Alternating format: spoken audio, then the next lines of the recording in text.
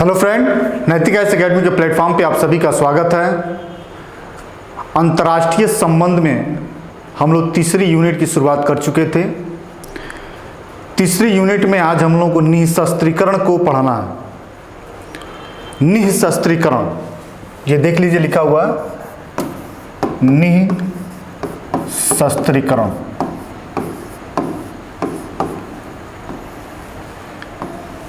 निःशस्त्रीकरण का शाब्दिक अर्थ होता है बिना अस्त्र शस्त्र के ऐसी अंतर्राष्ट्रीय व्यवस्था जिसमें किसी भी राष्ट्र के पास कोई शस्त्र न हो, उसे ही निःशस्त्रीकरण की अवधारणा कहते हैं। निःशस्त्रीकरण अवधारणा के पीछे मुख्य तथ्य यह छिपा हुआ है कि विश्व में प्रथम विश्व युद्ध और द्वितीय विश्व युद्ध होने का मुख्य कारण अंतर्राष्ट्रीय समाज में प्रत्येक राष्ट्रों द्वारा अधिक से अधिक शस्त्र प्राप्त करने की होड़ थी। शस्त्र प्राप्ति करने की होड़ या लालसा अंत में राष्ट्र को या राज्य को युद्ध की स्थिति में खड़ा कर देता है, और युद्ध वह भयानक स्थिति बनती है जिसमें मानव का सबसे ज़्यादा संकट होता है, मानव का अस्तित्व सबसे ज़्यादा खतरे में पड़ता है।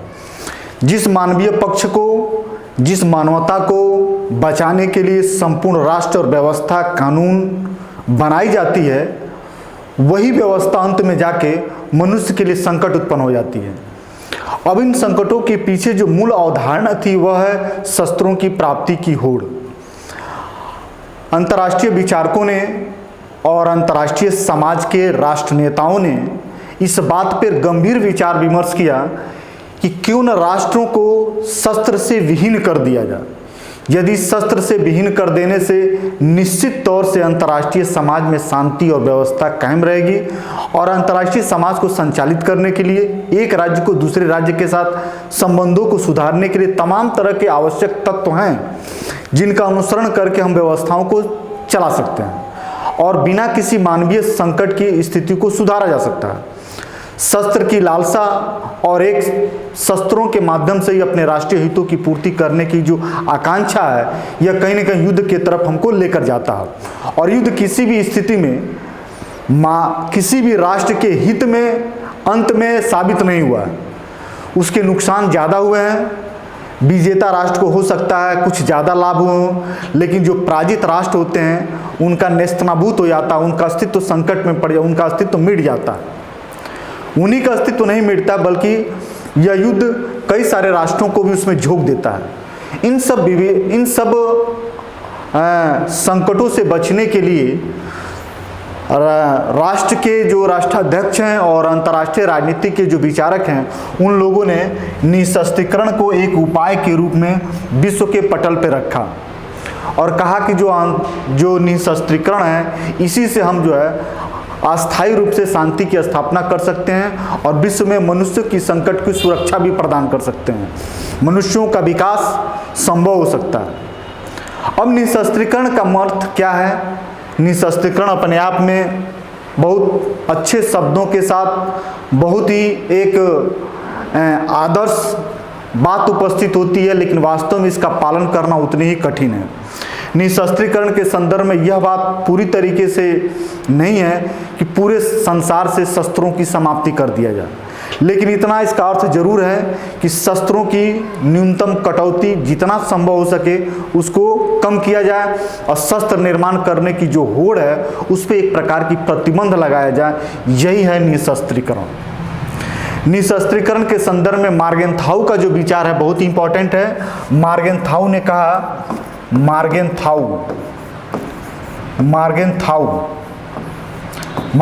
ने कहा कि निःशस्त्रीकरण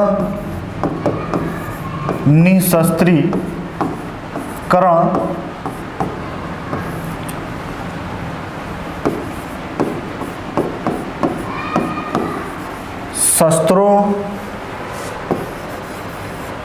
की कटौती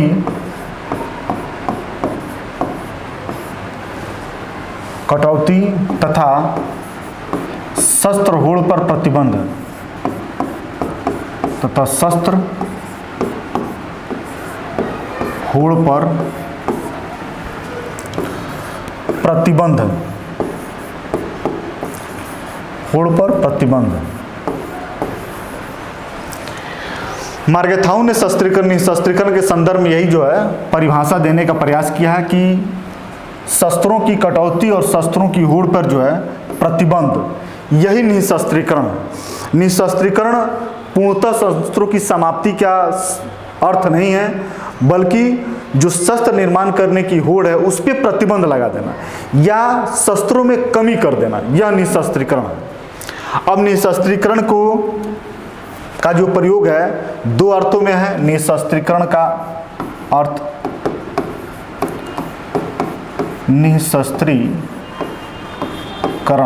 निशस्त्रीकरण का अर्थ, निशस्त्रीकरण का अर्थ जो है दो अर्थों में है। सामान्य निशस्त्रीकरण,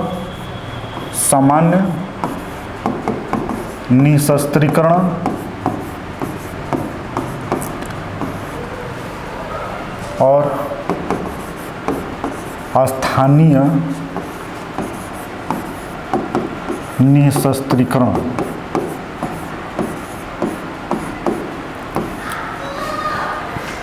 सामान्य निशस्त्रीकरण और स्थानीय निशस्त्रीकरण, इसका क्या अर्थ है इसको समझ लिया जाए। जो सामान्य निशस्त्रीकरण है इसमें दुनिया के सभी राष्ट्र सहभागी होके इस बात का संकल्प करते हैं कि शस्त्रों की क्या हो, कमी किया जाए। मतलब सभी राष्ट्र इसमें शामिल होते हैं, सभी राष्ट्र शामिल होते हैं।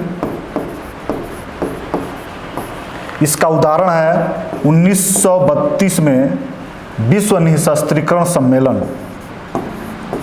विश्व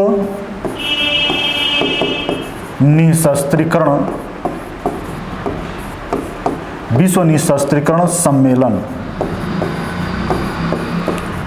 ठीक है। चूंकि सामान्य निशस्त्रीकरण की जब बात होती है तो विश्व के जितने भी राष्ट्र होते हैं सब लोग भागीदार होते हैं, सहभागी होते हैं, अपनी सहमति देते हैं। और इसका उदाहरण है 1932 में पहली बार विश्व निशस्त्रीकरण सम्मेलन किया गया। ये अमेरिका में किया गया विश्व निशस्त्रीकरण सम्मेलन। इस डेट को याद रखिए, बहुत ही इंपॉर्टेंट है, बहुत बार पूछा हुआ है कि विश्व निशस्त्रीकरण सम्मेलन किस वर्ष किया गया था, तो 1932 में किया गया था। ये सामान्य निशस्त्रीकरण है। अब दूसरे में आते हैं हम लोग अस्थानीय निशस्त्रीकरण। अस्थानीय निशस्त्रीकरण इस तरह की अवस्था होती है जिसमें बहुत सीमित राष्ट्र भाग लेते हैं। सीमित राष्ट्रों द्वारा भागीदारी, सीमित राष्ट्रों द्वारा भागीदारी, ठीक है। इसमें 2, 4, 5 या 2 राष्ट्र आपस में मिलकर, जैसे साइट समझौता भी आगे हम लोग पढ़ेंगे, साइट जो अमेरिका और रूस के बीच में हुआ है, साइट ये आपका 1969 का है, साइट 1 और 2 जो है 1979 का है। इस तरीके से द्विपक्षीय भी होता है, 2-4 राज्यों के बीच में भी होता है। तो स्थानीय निशस्त्रीकरण का मुख्य पहचान यही है कि इसमें सीमित राष्ट्रों द्वारा इसमें भागीदारी होती है निशस्त्रीकरण के संदर्भ में। और सामान्य निशस्त्रीकरण जो होता है इसमें सभी राष्ट्रों की भागीदारी होती है। इन सब चीज़ों को जानने के बाद एक और चीज़ आता है कि मात्रात्मक निशस्त्रीकरण,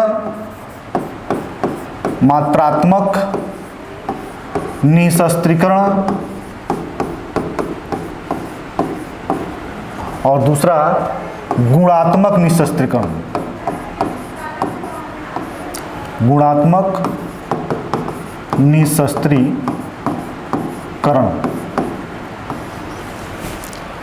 मात्रात्मक निशस्त्रीकरण का अर्थ यह होता है कि सभी प्रकार के हथियारों में की मात्राओं में कमी करना।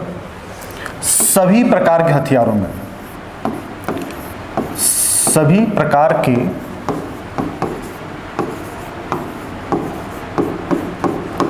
हथियारों में कमी। और जो गुणात्मक निशस्त्रीकरण है इसमें विशेष हथियारों में कमी करना, विशेष हथियारों में कमी। जैसे परमाणु हथियारों में कमी, परमाणु हथियारों में कमी। ठीक है, तो इस प्रकार का ये रहा, दो प्रकार का निशस्त्रीकरण, मात्रात्मक है, गुणात्मक है। इन सब चीज़ों को जानने की बहुत सामान्य जानकारियां हैं, और अंतर्राष्ट्रीय क्षेत्र में निशस्त्रीकरण के द्वारा जो किए गए प्रयास हैं उन्हीं से ज़्यादातर प्रश्न आपके पूछते हैं। लेकिन निशस्त्रीकरण की वास्तविक अर्थ को समझना और जानने के लिए इन सब बातों को जानना जरूरी है। अब ये जाना जाए कि निशस्त्रीकरण की ज़रूरत जो है अंतर्राष्ट्रीय समाज को क्यों पड़ी। ज़रूरत तो ही है, क्योंकि शस्त्रों की होड़ से विश्व युद्ध होता है, और विश्व युद्ध जो है मानवीय संकट को उत्पन्न करने वाला बहुत बड़ा अमानवीय घटना है। मनुष्य की सबसे ज़्यादा क्षति होती है, और भविष्य में दोबारा युद्ध न हो इसके लिए निशस्त्रीकरण की अवधारणा आई है। फिर भी इसके साथ साथ कुछ बातें हैं जो निशस्त्रीकरण की आवश्यकता को वैचारिक रूप से मजबूती प्रदान करता है। उन आवश्यकताओं को एक करके देखा जाए। निशस्त्रीकरण की आवश्यकता,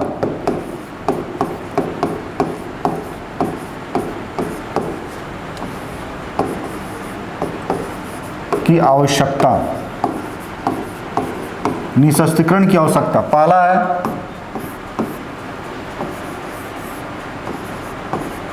युद्ध से बचाव,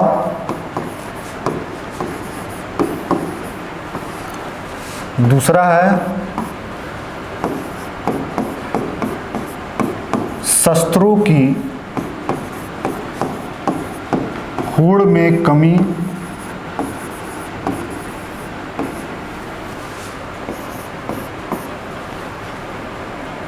लोक कल्याणकारी कार्यों में बाधक,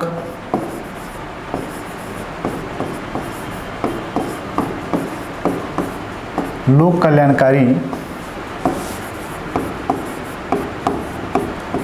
कार्यों में बाधक, दूसरे राज्य में हस्तक्षेप,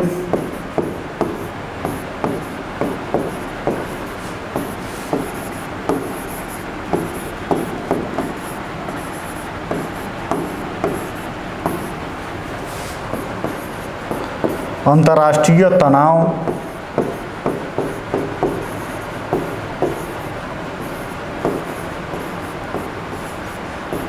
अंतर्राष्ट्रीय तनाव। ये 5 ऐसे मुद्दे हैं, और भी बहुत सारे कारण हो सकते हैं। ये 5 ऐसे मुद्दे हैं जो निशस्त्रीकरण को मजबूती प्रदान करते हैं कि अंतर्राष्ट्रीय समाज में निशस्त्रीकरण हो, ताकि हम लोग क्या हो, युद्ध की जो भयावह स्थिति है उससे बचा जाए। युद्ध से बचाव का एक ही तरीका है। युद्ध क्यों होता है? जब सभी राष्ट्रों के पास शस्त्र ज़्यादा हो जाता है, उन शस्त्रों की उपयोगिता वो महसूस करते हैं, या उन शस्त्रों के माध्यम से अपनी शक्ति दूसरे पे अर्जित करना चाहते हैं, या अपनी शक्ति का प्रदर्शन करना चाहते हैं। तो युद्ध जैसी स्थिति बन जाती है जो कभी भी विकास की दृष्टि से सही नहीं होता है। शस्त्रों की ओर, किसी एक राष्ट्र के पास जितनी शस्त्र होगी, दूसरे राष्ट्र उस राष्ट्र की तुलना में ज़्यादा शस्त्र प्राप्त करने का प्रयास करेंगे, तो शस्त्रों की होड़ लगी रहेगी। लोक कल्याणकारी कार्यों में बाधक, जब ज़्यादा पैसे हमारे शस्त्र पे खर्च हो जाएंगे तो निश्चित तौर से मानवीय विकास की जो योजनाएं हैं उस पे पैसे की खर्च की संभावनाएं कम हो जाएगी। एक राष्ट्र दूसरे राष्ट्र की तुलना में जब शस्त्र ज़्यादा प्राप्त कर लेगा तो उन्हें शक्ति प्रदान करने के नाम पर उनके कार्य क्षेत्र में हस्तक्षेप करेगा, तो स्वायत्तता की बहुत बड़ी समस्या होगी। और शस्त्र ज़्यादा हो जाने से अंतर्राष्ट्रीय समाज में हमेशा जो है तनाव बरकरार रहता है, और यह तनाव हमेशा युद्ध की वातावरण बनाए रखता है, विकास की संभावनाओं को हमेशा इनकार करता है। एक राष्ट्र दूसरे राज्य को हमेशा शंका की दृष्टि से देखते हैं, अविश्वास की दृष्टि से देखते हैं। विश्वास समाप्त हो जाता है, मित्रता समाप्त हो जाती है, और विकास जो है अवरोध की स्थिति में चला जाता है। ठीक है, तो ये सब ऐसे कारण हैं जो निशस्त्रीकरण को लाने के लिए बल प्रदान करते हैं। ठीक है, लेकिन निशस्त्रीकरण को बल प्रदान करने वाली ये कारक होने के बावजूद भी कुछ ऐसी बातें हैं जो निशस्त्रीकरण को लाने में क्या करती हैं, बाधाएं उपस्थित करती हैं। वह कौन सी कारण है जिससे निशस्त्रीकरण को लाने में बाधा उत्पन्न होती है, उनको थोड़ा देखा जाए। तो सबसे पहला ये है प्राथमिकता की समस्या। पहले ये जान लिया जाए निशस्त्रीकरण की सीमाएं। निशस्त्रीकरण की परिसीमाएं, इसकी परिसीमाएं क्या है, किस कारण से निशस्त्रीकरण प्राप्त नहीं होता है? तो पहला है प्राथमिकता की समस्या,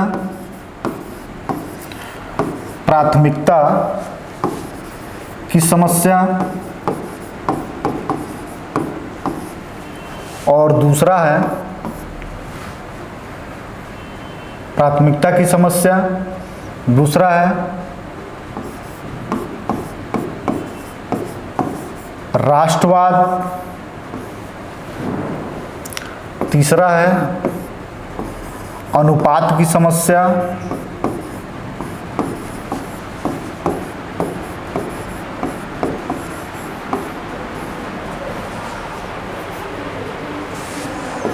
चौथा है राष्ट्रीय हित,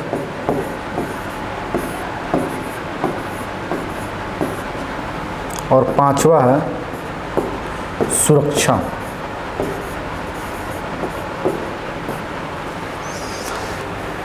निशस्त्रीकरण से युद्ध की संभावनाएं तो बिल्कुल समाप्त हो सकती हैं, लेकिन निशस्त्रीकरण क्यों नहीं आता है, इसके न आने के पीछे ये जो है 5 कारण जो है प्रबल है। सबसे बड़ी प्रबल समस्या प्राथमिकता की समस्या। प्राथमिकता की समस्या क्या है? जितने राज्यों की राजनीतिक जो समस्याएं होती हैं, उन समस्याओं का समाधान राज्य कैसे करे? पहले राजनीतिक समस्याओं का समाधान करे, या विवादों का समाधान करे, या निशस्त्रीकरण करे। राज्यों को यह मानना है कि यदि निशस्त्रीकरण कर दिया जाए तो राज्य की सीमाएं, राज्य के जो राजनीतिक विवाद है वह भी समाप्त हो जाएंगे। लेकिन किसी का मानना यह है कि पहले राजनीतिक विवादों को समाधान किया जाए तो उसके बाद निशस्त्रीकरण आसानी से चला आएगा। तो किसको प्राथमिक स्तर पर काम दिया जाए? निशस्त्रीकरण को प्राथमिक स्तर पर स्थान दिया जाए, या अपने राजनीतिक जो विवाद हैं उनको सुलझाने की प्राथमिकता दिया जाए? यह अंतर्राष्ट्रीय समाज में हमेशा प्राथमिकता को लेकर समस्या बनी रहती है। राष्ट्रवाद, प्रत्येक राज्य का अपना राष्ट्रवाद है, अपनी आइडेंटिटी है, अपनी पहचान है, और इस पहचान की खोने का भय उस राष्ट्र को हमेशा बना रहता है। और यही राष्ट्रवाद की जो भावना है अंतर्राष्ट्रीय निर्णय को लागू करने में या अंतर्राष्ट्रीय निर्णय को एक्सेप्ट करने में बहुत बड़ी बाधा का काम करती है। ठीक है, यह भी एक हो गई। अनुपात की समस्या यह होती है कि अंतर्राष्ट्रीय समाज में निशस्त्रीकरण की बात तो चला दी जाती है, लेकिन कितने अनुपात में किस किस राज्य को कैसे शस्त्रों की समाप्ति करनी है, वह बैलेंस जो है सही तरीके से न बन पाता है, न कोई विश्वास बना पाता है। किसी को ये लगता है कि पहले हम शस्त्र समाप्त नहीं करेंगे तो पहले वो नहीं करेगा, या हम कितना करें, कितना हम अपने पास रखें, कितना न रखें। ये तमाम तरह की जो अनुपातिक समस्या हैं यह भी जो है बनी रहती है। चौथी समस्या होती है राष्ट्रीय हित की। प्रत्येक राज्य अपने राष्ट्रीय हित में की पूर्ति के लिए पावर्स को, और पावर्स में ज़्यादातर शस्त्र को, और बहुत लोगों ने शस्त्र निर्माण की उनके पास फैक्ट्रियां हैं और शस्त्रों का व्यापार करते हैं, उससे उनकी राष्ट्रीय हित जुड़ी हुई है, इसलिए वह शस्त्रों के निशस्त्रीकरण के पक्ष में नहीं रहेंगे। यह भी एक कारण बनता है। 5वां कारण है सुरक्षा। प्रत्येक राज्य अपनी आत्मरक्षा और सुरक्षा की जो जिम्मेदारियां हैं उसकी स्वतः पे है, और अंतर्राष्ट्रीय समाज में ऐसी कोई व्यवस्था नहीं है जो ये पूर्ण तरीके से गारंटी दे सके कि प्रत्येक राष्ट्र की सुरक्षा कायम रहेगी। यह जो असुरक्षा का भाव है कहीं ना कहीं शस्त्र निर्माण और शस्त्र को रखने के लिए क्या करती है? प्रबल बनाती है। इसलिए सुरक्षा भी एक ऐसी कारण बनती है जो निशस्त्रीकरण को लाने में बहुत ही बाधक है। इन सब बातों के बाद अब हम लोग आते हैं कि अंतर्राष्ट्रीय समाज में प्रथम विश्व युद्ध और द्वितीय विश्व युद्ध के बाद जो भी अंतर्राष्ट्रीय संगठन बनाए गए उनके माध्यम से निशस्त्रीकरण का क्या प्रयास किया गया। कभी कभी वही ट्रीटी या संधियां जो है आपसे प्रश्नों में उनकी ट्रीटी की संधियों की जो क्या होती है तिथियां होती हैं उनको पूछता है, या ट्रीटी किस स्तर पे हुआ है उनको प्रश्न बना के पूछता है। तब देखा जाए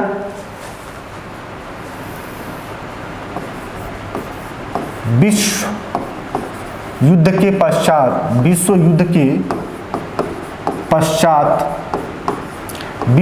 पश्चात निशस्त्रीकरण के प्रयास निशस्त्रीकरण के प्रयास। प्रथम विश्व युद्ध के बाद राष्ट्रसंघ बना।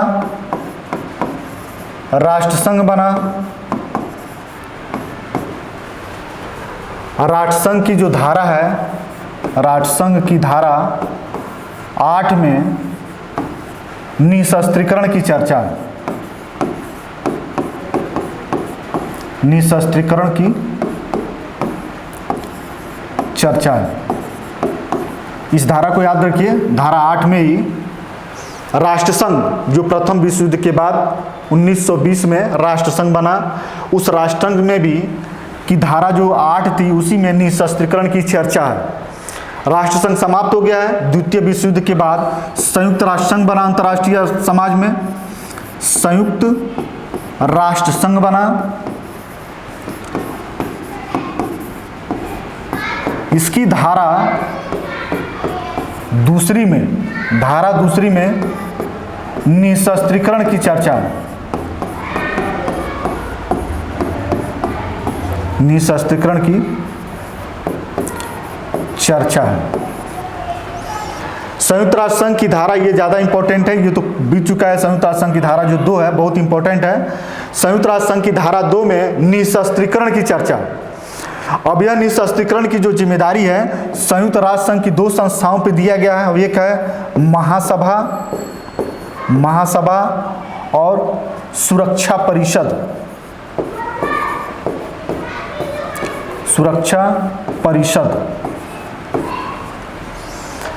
संयुक्त राष्ट्र संघ की जो 2 संस्थाएं हैं, महासभा और सुरक्षा परिषद, इन्हीं 2 संस्थाओं को विश्व में निशस्त्रीकरण के करने की जिम्मेदारी सौंपी गई है संयुक्त राष्ट्र संघ द्वारा। अब देखते हैं दोनों संस्थाएं जो है किस तरह की जिम्मेदारियों का निर्वहन करती है। तो महासभा ने पहली बैठक में परमाणु ऊर्जा आयोग बनाया। परमाणु ऊर्जा आयोग बनाया, ठीक है, परमाणु ऊर्जा आयोग बनाया। फिर आगे जो है 1963 में परमाणु परीक्षण प्रतिबंध संधि, परमाणु परीक्षण प्रतिबंध संधि आई। ये आपसे प्रश्न पूछ सकता है 1963 में परमाणु परीक्षण प्रतिबंध संधि। इसमें यह कहा गया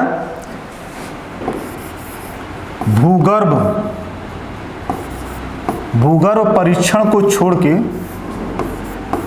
भूगर्भ परीक्षण को छोड़कर बाकी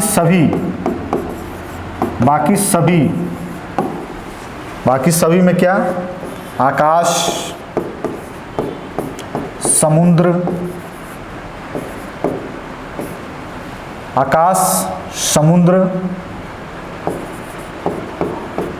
और स्थल पर परीक्षण नहीं होगा, ठीक है। इस तरीके की संधियां जो है परमाणु परीक्षण प्रतिबंध संधि 1963 आया। इस पे भारत जो है, भारत इस पे हस्ताक्षर किया है, ठीक है। और इस तरीके से परमाणु परीक्षणों पर प्रतिबंध लगा के परमाणु अस्त्र निर्माण की जो प्रक्रिया थी उसको प्रतिबंधित करने का प्रयास किया गया। इसके जस्ट बाद जो है 1968 में अणु अप्रसार संधि, अणु अप्रसार संधि 1968 में अणु अप्रसार संधि आया, जो इसमें परमाणु हथियारों के निर्माण, परमाणु हथियारों के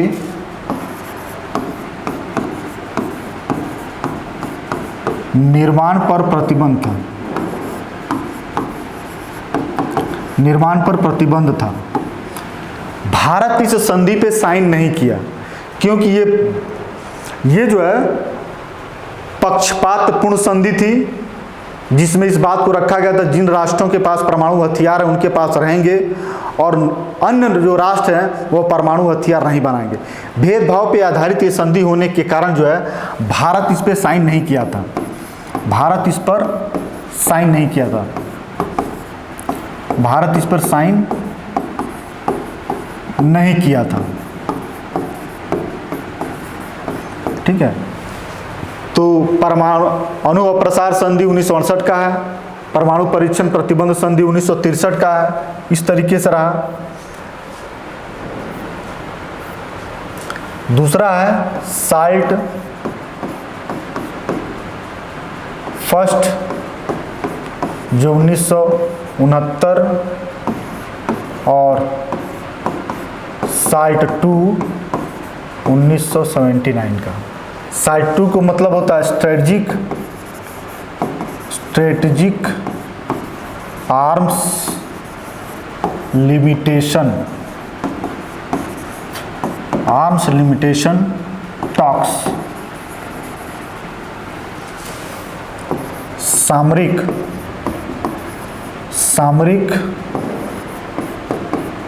अस्त्र परिसीमित वार्ता।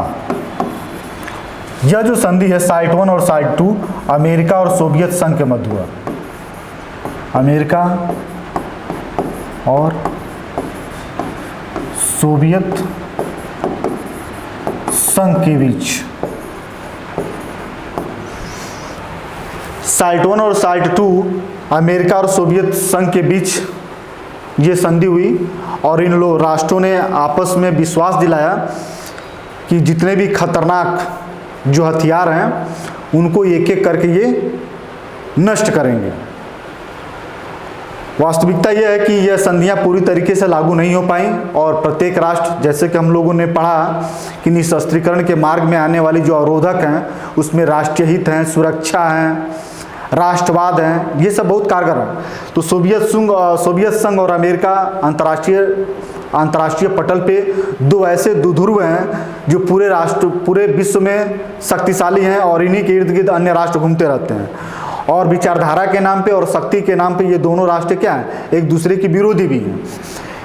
अपनी विरोधी स्वभाव के कारण विश्व को संकट में न लाएं, इसलिए ये अंतर्राष्ट्रीय समाज में हमेशा इस तरह की संधियां करते रहें, लेकिन ये पूरी तरीके से एक दूसरे को अविश्वास की नज़र से भी देखते हैं और इस कारण से ये संधियां पूरी तरीके से लागू नहीं हो पाती हैं।